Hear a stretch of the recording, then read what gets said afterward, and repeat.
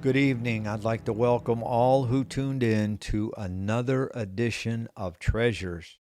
This is number 52, and the title is Ehud. Yes, this is a man in the Bible. We don't hear too much about this man. I've heard very few sermons on him, but today we're going to find out all about Mr. Ehud. All right. Ehud in Hebrew, translated into English, it means joined together, strong union. Ehud is mentioned in the book of Judges, and yet he is not listed as a judge as Gideon, Deborah, or Samson, just to name a few.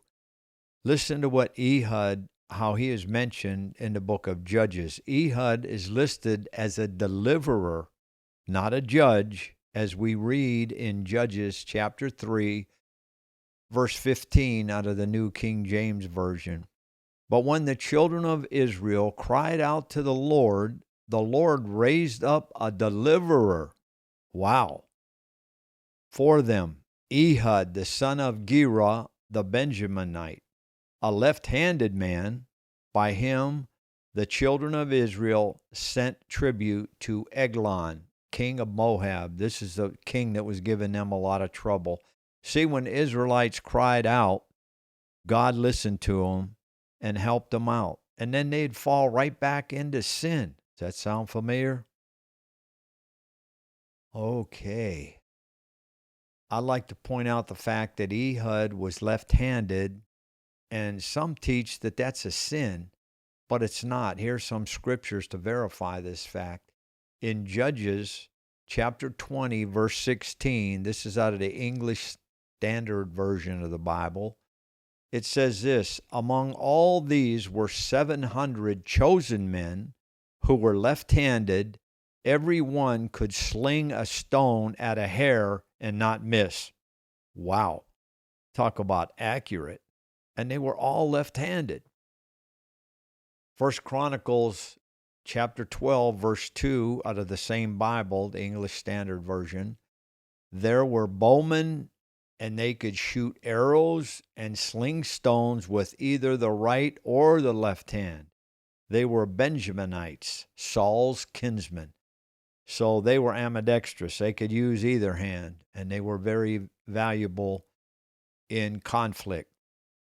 Now, Ehud is sent on a mission by Yahweh, and we're going to read this. I'm going to read you a lot of scriptures. Judges chapter 3, 16 through 20. Now Ehud made himself a dagger. It was double-edged and a cubit in length, and fastened it under his clothes on his right thigh. So he brought the tribute to Eglon, king of Moab. Now Eglon was a very, very fat man. This is very important that you notice that. And when he had finished presenting the tribute, he sent away the people who had carried the tribute. But he himself turned back from the stone images that were at Gilgal and said, I have a secret message for you, O king. He said, keep silence. And all who attended him went out from him. So Ehud came to him. Now he was sitting upstairs in his cool private chamber. This is a king. Then Ehud said, I have a message from God for you.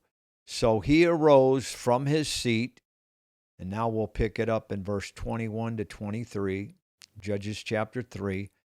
Then Ehud reached with his left hand, took the dagger from his right thigh, and thrust it into his belly. Even the hilt, in other words, the whole handle, went in after the blade, and the fat closed over the blade. Now that's a fat man. I'm sorry.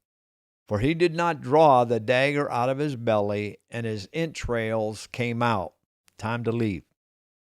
Then Ehud went out through the porch and shut the doors of the upper room behind him and locked them. Now, as Paul Harvey said, for the rest of the story, Judges chapter 3, 27 and 28, New King James Version. And it happened when he arrived that he blew the trumpet, or shofar, in Hebrew, in the mountains of Ephraim, and the children of Israel went down with him from the mountains, and he led them. Then he said to them, "Follow me, for the Lord has delivered your enemies, the Moabites, into your hand." Know who he gives the credit to? Did you notice that? Hallelujah. So they went down after him, seized the fords of the Jordan leading to Moab, and did not allow anyone to cross over. And Judges chapter 3, 29 and 30 reads this way: "And at that time they killed about 10,000 men of Moab, all stout men of valor, and not a man escaped. So Moab was subdued that day under the hand of Israel, and the land had rest for 80 years." Think about it. And he was just a mighty man that God used as a deliverer. He was not a judge. So, in closing, what can we all learn from this treasure? God can use any one of us for his purposes, for rescue as Ehud, or judgment as he used Nebuchadnezzar. Let's read Jeremiah 27:6. "And now I have given all these lands into the hand of Nebuchadnezzar of Babylon, my servant, and the beasts of the field I have also given him to serve him." Now, this was not a relationship